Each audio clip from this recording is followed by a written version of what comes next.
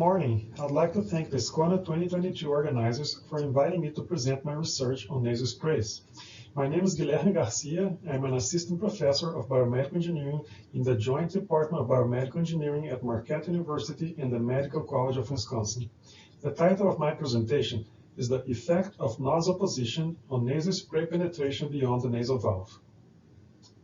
The nasal valve region is the narrowest part of the nasal cavity. Target sites for drug delivery, such as the turbinates, the paranasal sinuses, and the olfactory cleft, are located downstream of the nasal valve. Thus, the nasal valve is a barrier for drug delivery to relevant target sites. A major factor determining the intranasal distribution of nasal sprays is the nozzle position within the nasal vestibule. This study aimed to quantify how nozzle position affects the spray dose that penetrates the nasal valve and deposits in the posterior nose. Our cohort of 6 subjects included 3 healthy individuals and 3 patients with allergic rhinitis. The distribution of nasal sprays was investigated for both the left and the right nasal cavities. Thus, our sample size was 12 nasal cavities.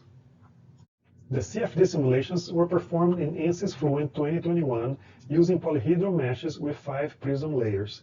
The steady-state airflow simulations were performed with the K-omega turbulence model using a unilateral inhalation rate of 7.5 liters per minute. A wall boundary condition was assigned to the contralateral nostril to simulate package sleep instructions that recommend blocking the contralateral nostril with a thumb. The nasal spray simulations aim to represent the nasal cord allergy 24-hour nasal spray. We assumed an initial droplet velocity of 7.1 meters per second, a spray cone angle of 56 degrees, and a log normal particle size distribution with a mass medium aerodynamic diameter of 43.8 microns and a span of 2. The head was assumed to be tilted forward with an angle of 22.5 degrees. The nozzle position within the nasal vestibule was defined with respect to the nostril centroid. The baseline nozzle direction had a 45-degree angle with the nasal floor. Insertion depth was defined as the distance from the nostril centroid to the nozzle tip. We investigated insertion depths of 0 millimeters to 5 millimeters. The nozzle insertion angle was defined with respect to the nasal floor, with 0 degrees corresponding to the direction parallel to the nasal floor, and 90 degrees corresponding to the direction perpendicular to the nasal floor. We investigated the insertion angles from 30 degrees to 60 degrees. Our simulations had 2 limitations that must be acknowledged. The first limitation is that the nozzle geometry was not subtracted from the nasal volume. The more accurate approach is to subtract the nozzle geometry when creating the computational mesh, so that the simulations can account for the presence of the nozzle in the vestibule and how it affects the airflow field. Therefore, our simulations for different insertion angles and different insertion depths were performed in the same mesh for each subject. In other words, our simulations did not account for how the nozzle position affected the airflow patterns. The second limitation is that our simulations were one-way, that is, the airflow field affected the trajectory of the droplets, but the droplets did not affect the airflow field.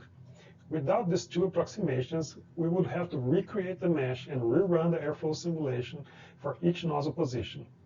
These 2 approximations allowed us to simulate a large number of spray positions more effectively. Here are the results. In the 6 rhinitic nasal cavities, shown in red color, posterior deposition decreased from 40 to 34% when insertion depth increased from 0 to 5 millimeters. In the 6 healthy nasal cavities, shown in blue color, posterior deposition decreased from 30 to 20% when the insertion depth increased from 0 to 5 millimeters. There was a tendency for the posterior deposition to be higher in the rhinitic than in the healthy noses, with p-values close to 0.05, but the difference was not statistically significant.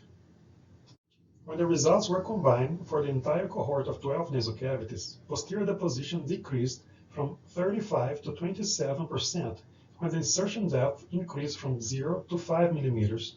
The effect of insertion depth was statistically significant based on a paired two-sample t-test. If we only look at averages, we may not realize that there is significant inter-individual variability.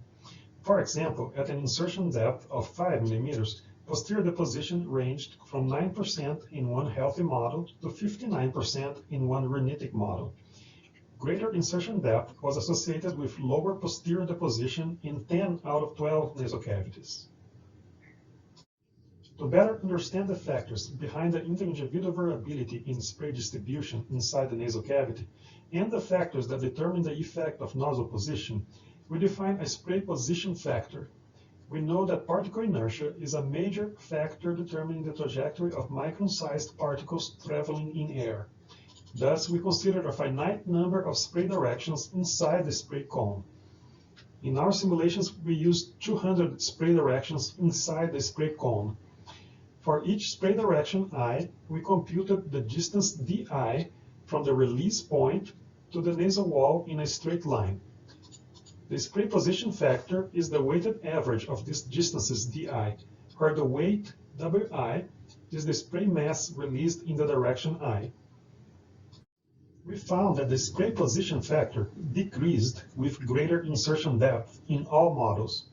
This means that inserting the spray deeper into the nostril reduced the average distance from the nozzle tip to the nasal walls.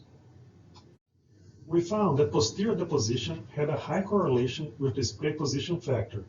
For the 12 cavities at an insertion depth of 5 mm, the Pearson correlation coefficient was 0.95. The interpretation is that the cavities in which the spray nozzle was too close to the wall had lower posterior deposition because the spray deposited mostly in the anterior nose. In contrast, posterior deposition was higher in models in which the spray nozzle was farther from the wall. Now, let's see the results for the effect of insertion angle. On average, a lower insertion angle provided more posterior deposition.